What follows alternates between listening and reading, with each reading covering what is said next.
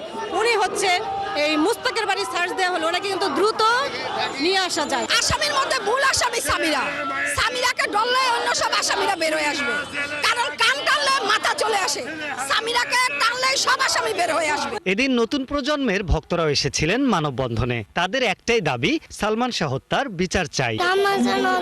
বিচার চাই, সালমান শাহ হত্যার বিচার চাই। সামিরা তো এখনো মানে ফ্রিভাবে ঘুরতেছে, কোনো প্রকার কোনো ইয়া ছাড়াই, চাই তাদের গ্রেফতার হোক। এখনো তো অপরাধীদের তো রিমান্ডে নেওয়া হচ্ছে না, খুব দ্রুত তাদের রিমান্ডে নেওয়া হোক, তাদের থেকে জিজ্ঞাসাবাদ করে সালমান শাহ সুষ্ঠু বিচার হোক।